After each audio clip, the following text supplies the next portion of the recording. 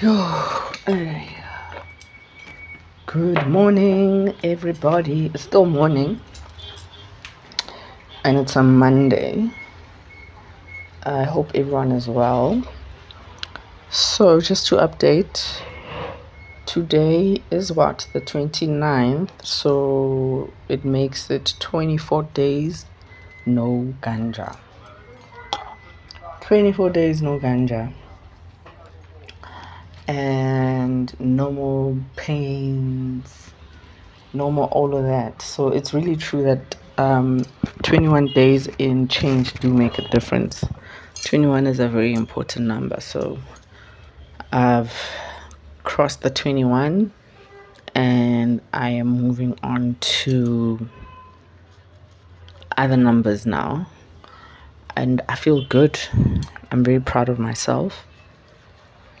Very, very proud of myself. And also just proud that I listened, I listened to myself. I listened to,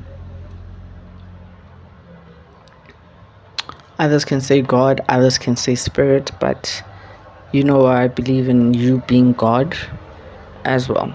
You are the creator of your reality. So I'm glad that I did actually take that instruction and I obeyed the instruction.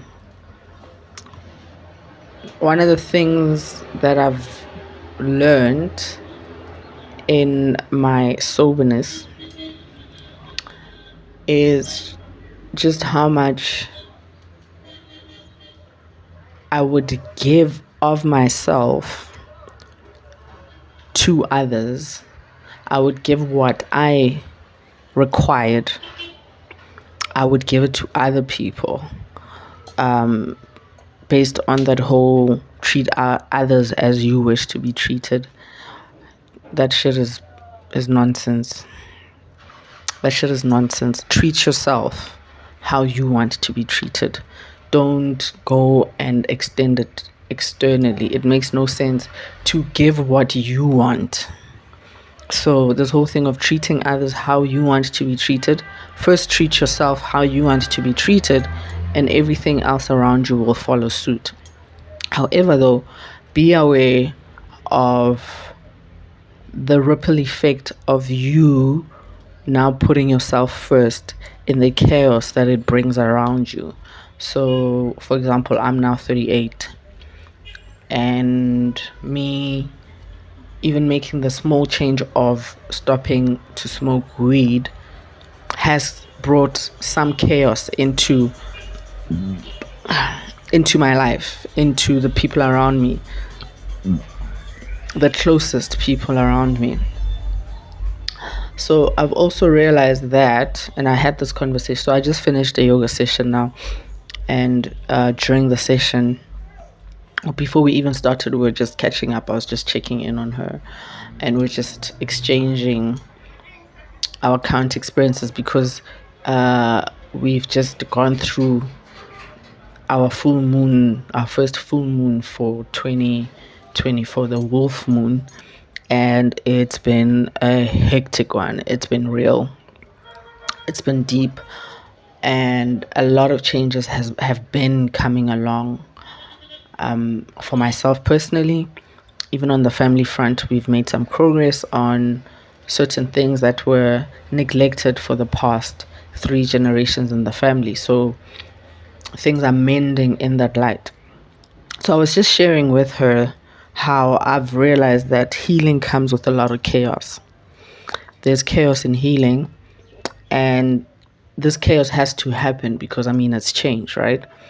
So this chaos can also be dangerous in the sense that you're changing yourself from habits or character or thoughts or behavior that has been a part of you for however long. So now trying to get rid of it, that chaos that you're trying, that change that you're trying to impart into or bring into your life is going to resist. It's going to resist. It's like trying to It's like trying to get rid of, like someone who's being forced out, and as they're being pulled out of a room, they're just pulling everything around them. That's what healing does. It just brings chaos, and this chaos can also be internal, but I'm not talking about the internal chaos that it brings. I'm talking about the chaos that comes out of everyone around you because of your healing.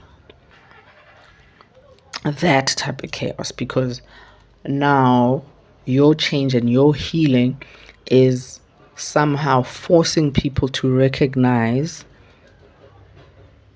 who they are or who they should be. It's like your energy is demanding better from you and everything else that is about you. So it's easy for you to see this chaos as, oh my God, this is too much work. I can't, I'm not ready. And then you can label it as an anxiety, as panic, and whatever. And then it's easy for you to retreat back to what you've always been doing. But however, in me also realizing the chaos that comes with healing, I'm seeing it as my healing can either help the people around me change for the better, and also in that light help me accept people for who they really are, or who they choose to be for their own journey. So I'm also learning, if people don't want to change, it's not my business. However, in that's why we are told in healing, then there's a whole phase of you building boundaries. I need to build the boundaries of letting people know that no, I'm not that one anymore. I'm not going to do this anymore. I'm not going to do that anymore. And giving people the free will to choose either they want to be a part of the person that you're becoming or not, because healing also brings its own gifts. So if you need certain change of people around you, the universe and God will provide that for you when you need it. It won't happen immediately, because healing needs patience too. It's not something where you have a pain and then you take a pill and it's gone. Healing needs a lot of patience, because it's going to keep testing you on a daily basis. You are testing yourself. Okay, like, are you sure you want to deal with real life things on a sober mind? So now, instead of now running to ganja to forget things or to deal with things, I am also like put in a corner to be emotionally intelligent, in a sense where now, yes, you build your boundaries, you tell people what you do accept and what you don't accept. But now I am trying to teach myself to go into a phase of not having to say shit, not having to engage, not having to say it. I know who I am. I know who I'm trying to be. So if this is something that I don't want to engage in, I just won't engage in it. You don't have to know how I feel about it. You don't have to know what my next steps are in fixing it or changing what I don't like, because it's none of your business, because this is all about me. It's my journey. It's my healing. So it's not a conference call. So there's chaos in healing. There's so much chaos in healing, and we need to allow the room for that. We need to allow that to happen naturally and how it needs to happen. And also an interesting thing that I shared, and I've shared it before, that I've been put in stillness where my survival mode has been switched off. My needing to overdo things has been switched off. I don't have the energy to do it. It just is not me anymore. So now I'm also going through a phase of just needing to be present in my life, present by allowing things to happen naturally. So, layman terms, letting God do his thing, not being in control. That's why it's been a thing of me maybe even being on a sabbatical of just treating my altar as a place where I still have my things there, some of my herbs and whatnot.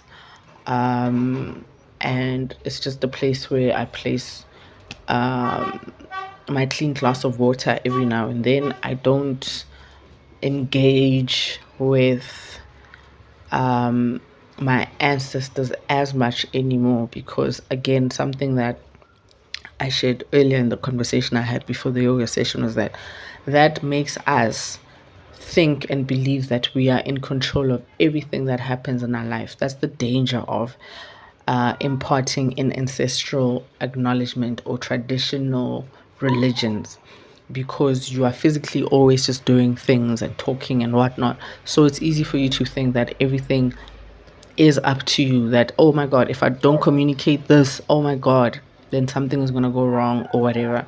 So I've kind of backed off from that. And this is because an integral part of who I am was and is seeking God to just do his thing. So I need to just sit down and let God do his thing with and through me, where I don't feel that I have control. The only control I have is my communication with God. And right now, my communication is me on a daily basis finding something to be grateful for. So I don't journal what I'm grateful for. I don't do that. I find something in my social media. So I use my WhatsApp, and in people, talking to people on a daily basis in my communication, there's at least one person who's going to do or say something that I am grateful for. So the chaos has come with stillness for me. And in this chaos, it's me realizing how God is in control, how it's not me. It is not me. It's not me. It's never been me this whole time. It has not been me. So my sober state is allowing me to have a better view and observation of everything and everyone around me. There's nothing numbing what I'm receiving. So I'm just learning to receive in silence and let God do his thing. So I'm just going to run to prayer and communicate and say, God, this is what's happening. Instead of having to constantly engage and communicate my feelings, the only person who's receptive to how I really am, because the only person, or should I say power, that knows who I am is the same power that made me be here. That divine power that created my existence here. So that's as far as my communicating my experiences is going to go, except maybe here in this platform, because even me having this channel, it was not by my own design or desire. I never thought I'd even have this. So even for this, I'm grateful for the journey that it's bringing into my life. I'm so grateful for this. I'm grateful for each and every person who takes the time to check my videos out. The people who have liked, the people who have commented, especially in my new journey of being ganja free. But I appreciate each and every single one of you. Thank you for subscribing.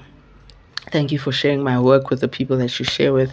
I've been bumping into people who've been like, hey, I saw you on YouTube. I see your content and all that. I appreciate it all. I'm so grateful for you guys. And I'm hoping that my journey and whatever I'm sharing, whether it's cooking, recipes, whatever it is to some extent helping you in your own journey. So yeah, so it's day 24. And yeah, forward we are going. So yeah, long story short, there's chaos in healing. Be prepared for it.